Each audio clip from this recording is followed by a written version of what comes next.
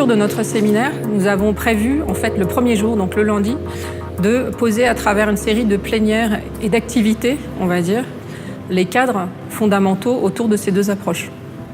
Donc, dans ce cadre-là, nous avons commencé par présenter donc, l'approche participative et l'approche personnalisée. Donc, la participation, dans un sens commun, on va dire, c'est le fait que quelqu'un prenne part à une activité ou qu'il en fasse partie. Maintenant, dans le cadre de l'intervention humanitaire ou de l'intervention de développement, ça veut dire trois choses. Ça signifie d'abord exprimer ses idées, ses envies, ses points de vue. Ça signifie ensuite avoir accès à de l'information qui est pertinente et avoir accès à cette information en temps utile, au moment où on en a besoin. Et puis, la troisième chose, ça signifie participer à des processus de prise de décision qui concernent en fait les personnes. La participation, c'est d'abord, dans le cadre international, un droit humain qu'on retrouve présenté dans plusieurs instruments en tant que tel comme droit de la personne au sein de la Convention relative aux droits de l'enfant et au sein de la Convention relative aux droits des personnes handicapées. Donc on va trouver à la fois la participation des personnes et leur participation à travers des organisations représentatives à la vie publique et politique.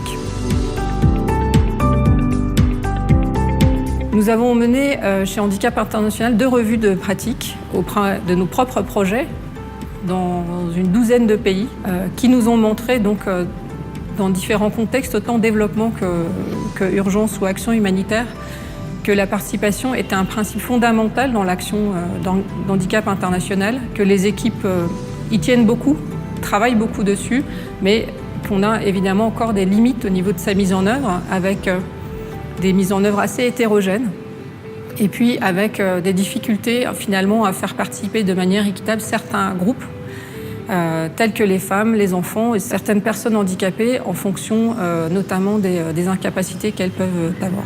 Dans beaucoup de cas, on peut tomber dans une mise en œuvre de participation qui est superficielle, pour des raisons de difficultés qui sont liées à la méthodologie, qui sont liées aux compétences, et puis qui sont liées aussi à la situation de départ des personnes qui portent souvent un sentiment d'impuissance qui rend leur participation compliquée.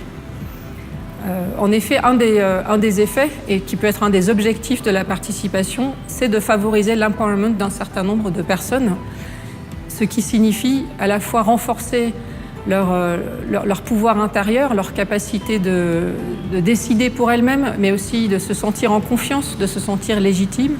C'est aussi renforcer leur capacité d'action vis-à-vis des autres, dans une relation avec les autres, et c'est enfin renforcer leur capacité d'agir au niveau collectif. Tous ces objectifs-là vont être travaillés à travers la mise en place des approches participatives et personnalisées. Pour que la participation soit réussie, il y a quelques règles qui sont absolument incontournables. La première règle, c'est que la participation doit se faire dans un cadre sûr. La personne doit se sentir en sécurité, elle ne doit pas se sentir menacée, elle doit pouvoir évoluer à son rythme et de manière qui est protégée.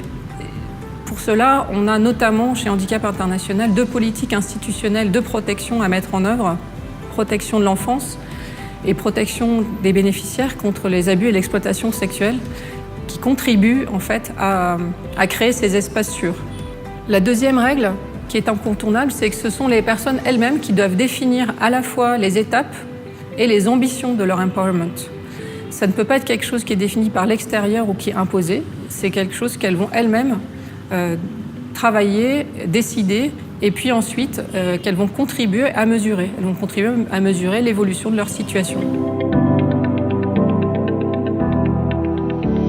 Aujourd'hui, en fait, on a parlé de l'approche personnalisée, qui est mieux connue sous le terme d'approche centrée sur la personne. C'est une approche qui a été posée en 1974 par Carl Rogers dans un contexte de psychothérapie. Ça a vraiment constitué une révolution à l'époque parce que ça remettait en question la posture du thérapeute, mais aussi ça remettait le pouvoir entre les mains des personnes qui étaient accompagnées.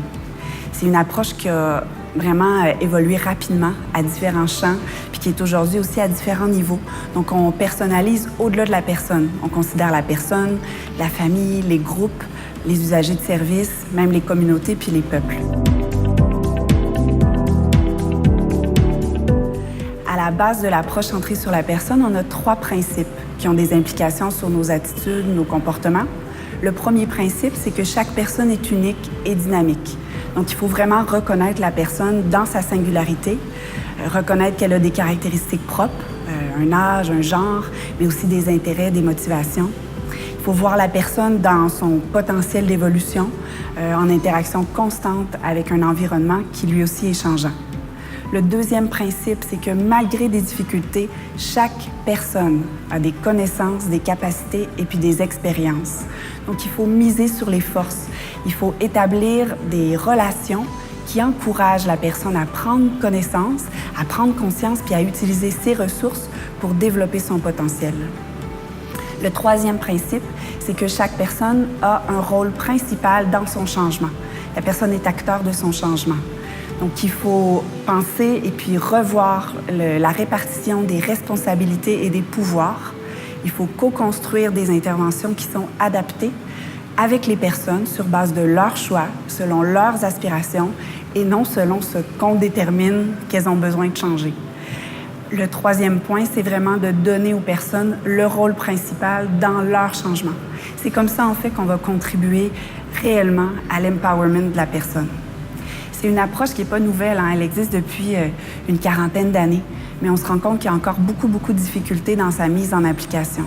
Un des enjeux principaux, je pense, c'est qu'on tend à oublier que l'approche centrée sur la personne, c'est avant tout une manière de penser. Hein, ça implique de revoir nos attitudes, nos comportements dans notre relation avec une personne ou un groupe de personnes. Donc l'approche personnalisée au sein de Handicap International, aujourd'hui, elle se met en œuvre autour de 2 grands axes. L'axe qu'on va appeler un axe plutôt d'individuel, qui est toute la question de la relation humaine entre un individu qui soutiendrait, accompagnerait ou simplement entrerait en relation avec un autre individu qui souhaite avoir un appui, une aide, une information ou un accompagnement. Donc vraiment au niveau individuel, des activités qu'on peut mener au niveau de Handicap International, tous secteurs confondus. Et dans un deuxième axe, au niveau des services, aujourd'hui, on l'a fait vivre à travers les projets ou des activités qui développent l'amélioration de la qualité du service. Quand on parle d'amélioration de la qualité du service, on part sur sa capacité à être plus inclusif pour les services ordinaires, mais aussi pour les services spécialisés ou ordinaires, à améliorer leurs pratiques, leur organisation pour assurer la personnalisation du service rendu auprès des usagers de ces services. Donc aujourd'hui, à Handicap International, on travaille vraiment sur ces 2 axes. On souhaite développer les autres axes, qui seraient plutôt des axes autour des questions de la personnalisation des politiques nationales ou de l'approche communautaire. Et pourquoi pas aussi faire en sorte que la personnalisation soit de plus en plus perçue et ressentie et inscrite dans les cadres internationaux comme un des principes qualité dans le développement humanitaire, comme peut l'être aujourd'hui la question de la participation.